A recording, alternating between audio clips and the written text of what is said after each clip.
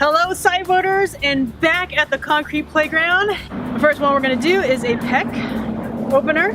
So imagine that your pec muscle runs across your chest and into the head of the humerus. What I'm going to do is press downward a little bit and then down towards my sternum. So put a little pressure here and then downward, and then let's start swinging. At the top of my swing, again, I'm going to open my hand. I'm going to let the momentum just open that shoulder up nice and big. Oh, that feels so good.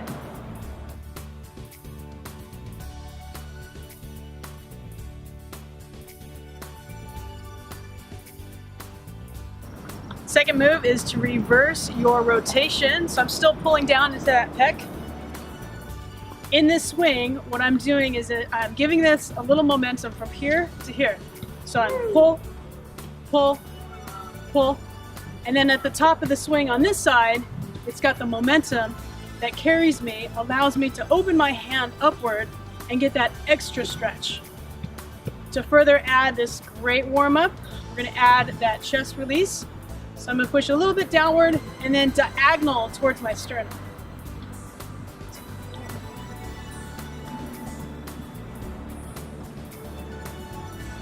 All right, my chest feels open, a little bit of the scalenes as well. Now I'm going to open up that lat.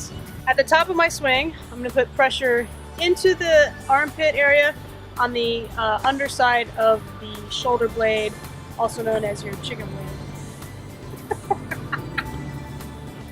Where I'm adding my momentum is on the downward swing. I'm trying to throw outward, and then I'm just letting momentum take over and add that stretch. Now we're going to get into that lat, underneath the scap, subscapularis, open up that shoulder blade so that I've got good shoulder mechanics. Continuing on, and then we're going to switch our rotation by doing a forward downward rotation. Do the lat again. If you like to, you can open up that chest, really coming up and over the top. And I feel that stretch because the momentum of the ball really opens up my rib cage as well, all the way into my abs, top of my hip. And then I'm going to add some tissue release. That feels just so fantastic. To get my posterior shoulder, put a little pressure right here, the top of the acromion, top of your shoulder blade. And then there's a little depression in there where your big old muscular back is right there. Just put some pressure in there, it feels so good.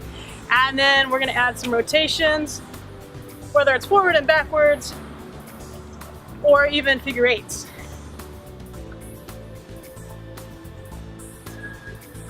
The other direction.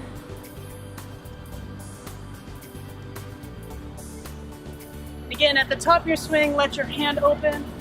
About a little figure eight action. As I come across that really great stretch, comes across, and then I am putting the downward pressure down through here as I come all the way down. I'm pressing down over them.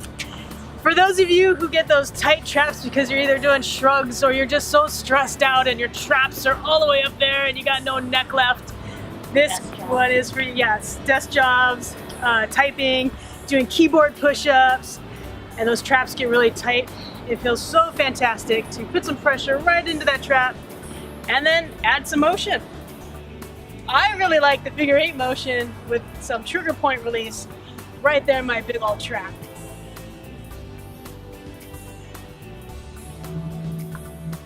And one more for your upper body shoulder warm up is the rotator cuff tendons. Come and they attach right through the top here. So I'm just gonna add a little downward pressure and a low pendulum swing. And as you find the point that's maybe a little bit sore, or maybe a little bit tight, just keep working it, and over time everything else will loosen up. You want to go all the way down into the base of the deltoid as well. That feels great. Basically what I'm trying to do is move the muscle, stretch that tissue, and then add pressure into that tendon or maybe a trigger point to further release that. I have better range of motion on my left side because I just did all that really great warm-up compared to my right side. So I'm quite a bit tight on the right side and I can really feel that. So before I do any movement, I need to do the same thing on the other side so that I'm nice and even. For more information, check us out at cyboards.com and jump into the next generation.